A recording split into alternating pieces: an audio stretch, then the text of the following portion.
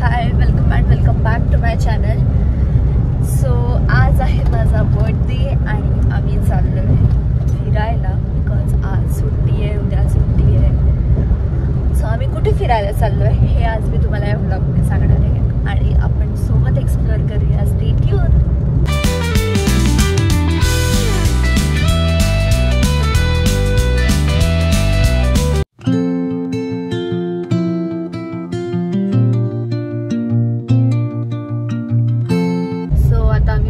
एक अर्धा पाऊण तासात आणि सो मी तेव्हा तुम्हाला सांगते की आम्ही कुठे आलो आहे. येस, सो आम्ही आलो आहे महाबळेश्वरला. आम्ही जरा काही जगाला थांबलो आहे. इथे थोडंसं थंड वाटतंय, आपल्याकडे खूप गरमी आहे. फॅमिली आम्ही आलो 2 वाजले महाबळेश्वरला पोचलो. अजून साक्षीचा बर्थडे आहे तर मी आज बोलतोय आणि तुम्हाला काय गिफ्ट देणार ते पण सांग, ऑन कॅमेरा सांग. साडी देणार आहे जी की मी तिला घेतली ऑलरेडी. ती साडी तिला गिफ्ट आहे माझ्याकडनं. कॅमेरा बंद झाल्यावर मी बोलते तुझ्याशी. मी आता जेवलो आहे. आता आम्ही निघतो रूमवर जायला. अजून चेक इन नाही केलं आहे. सो आम्ही पहिले चेक इन करू आणि मग थोडंसं रेस्ट करून कुठेतरी जाऊ फिरायला. सो आपण बघूया. तू मुद्द्यावर ये. गिफ्ट काय घेणार आहे? गिफ्ट घेतलं काय घेणार आहे? काय नाही, मी ज्या गोष्टींची डिमांड केली ती गोष्टी मला पाहिजे. भेटते कधी भेटते ऑन कॅमेरा बोलतो असा तू. माझ्याकडे प्रूफ आहे. बोल लवकर. आज माझा बर्थडे, सो तू सांग मला. Your credit card, my gifts.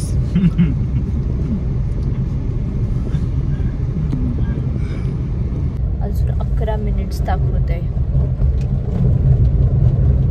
कुठे आलोय आम्ही माहित नाही.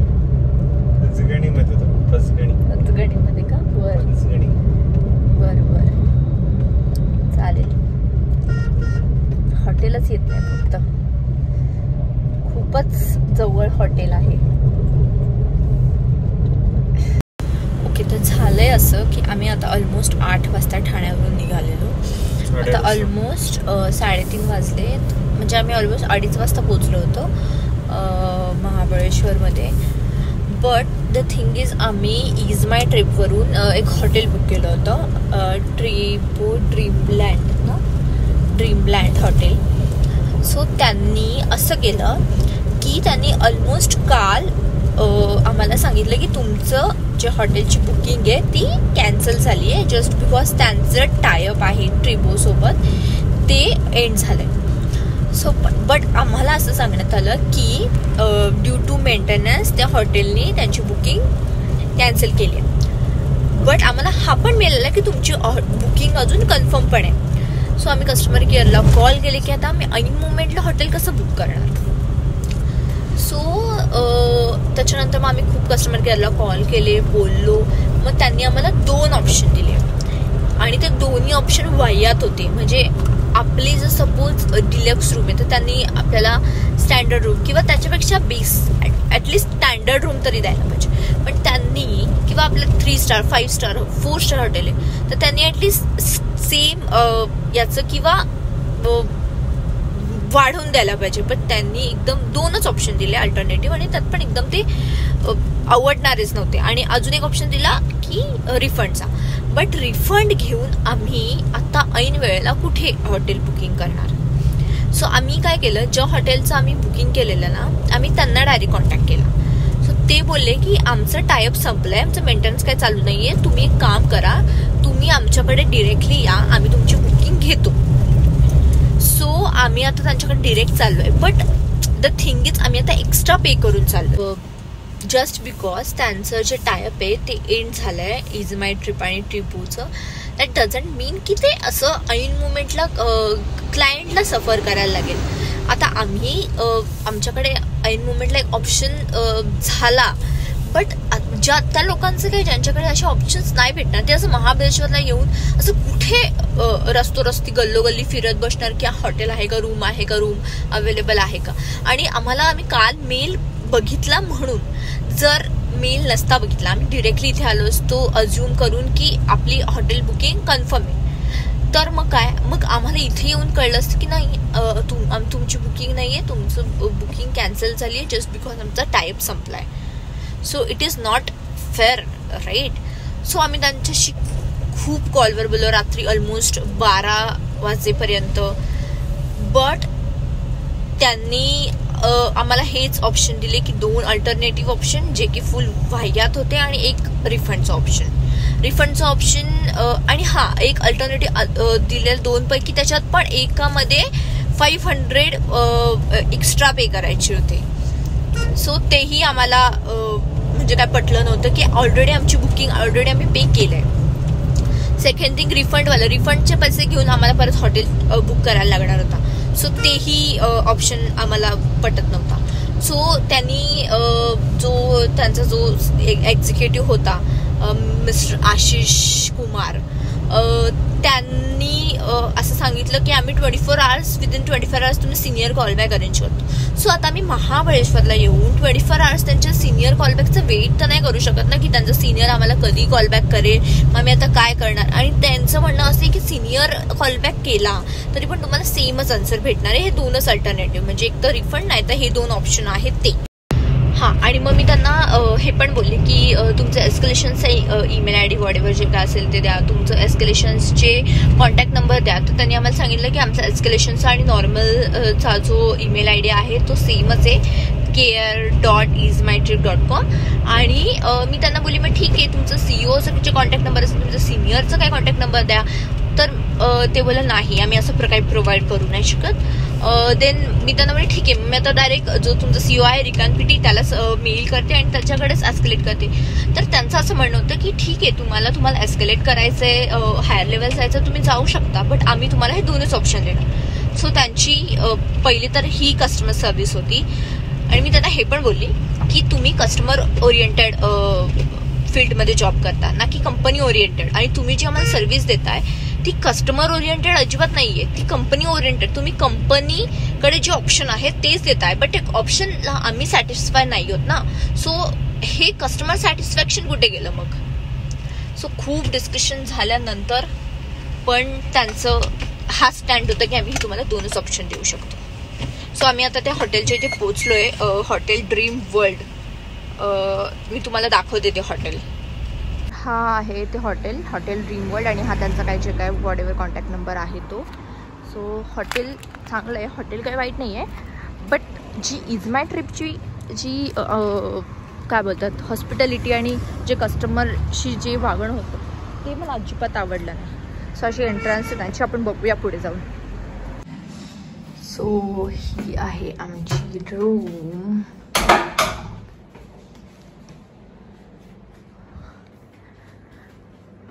आणि हा आहे view.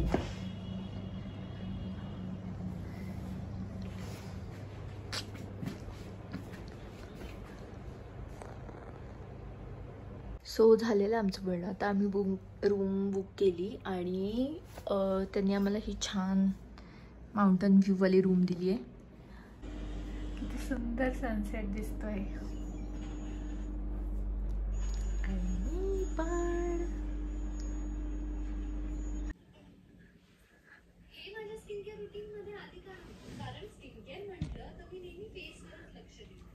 So I am ready. हा आहे माझा बर्थडे लुक. कशी दिसते हे कमेंटमध्ये नक्की सांगा. आणि हा look at me and look at him. Anyways, I'm looking pretty. आता आम्ही चाललेलो टेबल लँडला. ह्या मॅपनी आम्हाला पूर्ण चुकवलं, कुठल्या तरी भलत्या रस्त्यावर आणलं जिथं काय नाही आहे, म्हणजे पूर्ण सुनसान जागा. आणि हा मॅप तरी अजून फिरतोच आहे टेबल लँडला, त्याचा एकटाच फिरतोय तो टेबल लँडला. आणि इथे टेबल पण दिसत नाही, लँड पण दिसत नाहीये. आता आम्ही इथे लोकलला विचारलं, लोकल जे पर्सन आहे त्यांना, ते म्हणाले की ते पंचगणीचं जे मार्केट आहे तिकडून जाऊन तुम्ही टेबल लँडला जाऊ शकता. तर ह्या मॅपनी असं का केलं असेल? आपण असे मॅपवर ट्रस्ट करतो आणि मॅप असं आपल्याशी करतो.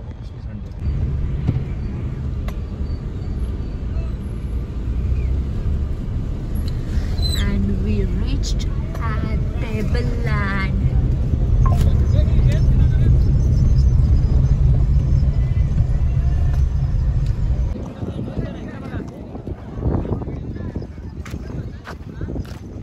इतकं भारी वेदर आहे. हाय अंशु. हा आता आमचा सनसेट आहे तो गेला, बट नो वरीज. वाव.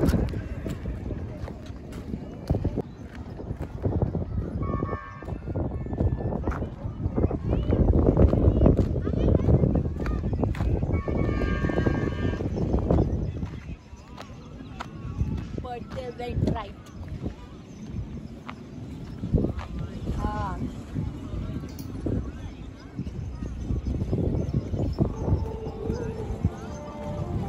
हा फक्त व्ह्यू बघा, दी बेस्ट. हा पाठवून याचा जो व्हॉइस येतोय तो इग्नोर करा, बट द व्ह्यू.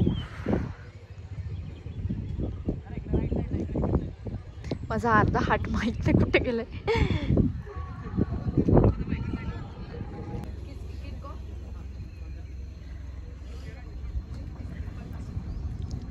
महाबळेश्वरला आलो आणि मॅगी आणि चहा नाही प्यायला तर कायच केलंस तू? पण तू चहा प्यायलीच नाही ना. मी चहा पितच नाही. मी मॅगी खाते. मी तुझ्यासाठी बोलली चहाबद्दल. मस्त गरम गरम चीज भजी, राईट? चीज कॉर्न पण आहे का? अच्छा,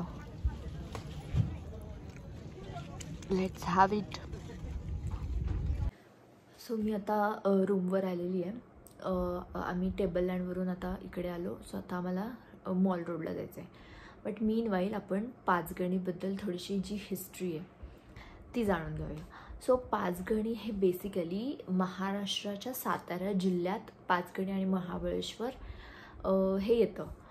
सो पाचगणी हे ठिकाण याला आधी नाव नव्हतं.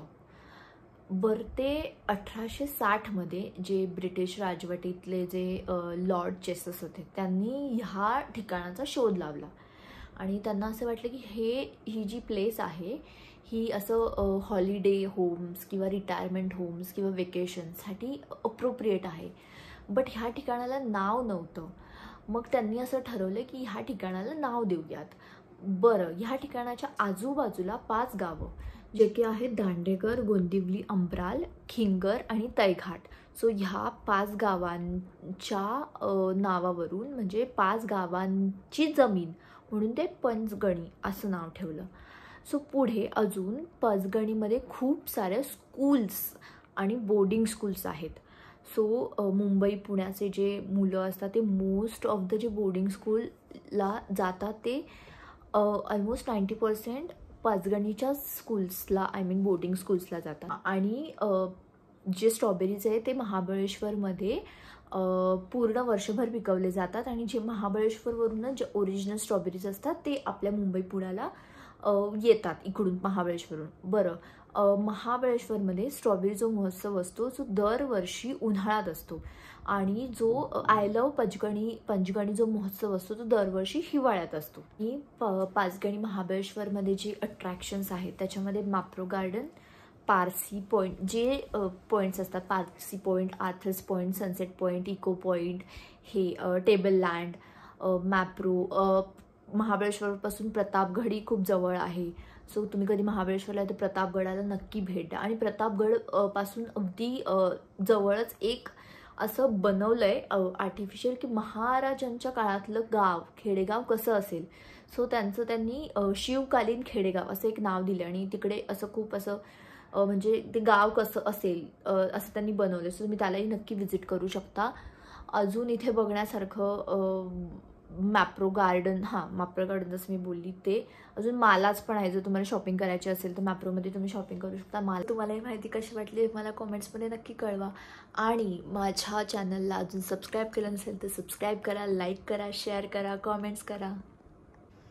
Happy birthday to you, happy birthday to you, happy birthday dear Sakshu, happy birthday to me. Happy birthday Sakshu. ए मला मी वरच जाम तुला. आवडला केक? छान आहे. कसा वाटला केक? केकला पहिले केक दाखव, पहिले तू केक दाखव. केक मेल्ट झाला आहे गाईज, केक बघा, काय बोलावं. छान केक आहे. आता आम्ही माझ्या बर्थडेचा केक कट केला आणि आम्ही मॉल रोडला गेलोच नाही, कारण का आम्ही एकदम खूप थकलेलो, ड्राईव्ह झाली होती. आता आम्ही उद्या मॉल रोडला जाऊ. उद्या आम्ही अजून एक दोन ठिकाणी जाणार आहोत, ते पण तुम्ही बघा. Stay till then, good night and again happy birthday. तुम्ही अजून 12 वाजायला 5 मिनिटं बाकी आहेत, तुझा बर्थडे संपतोय. ठीक आहे, आपण नेक्स्ट इयरची परत वाट बघूया. Bye, good night.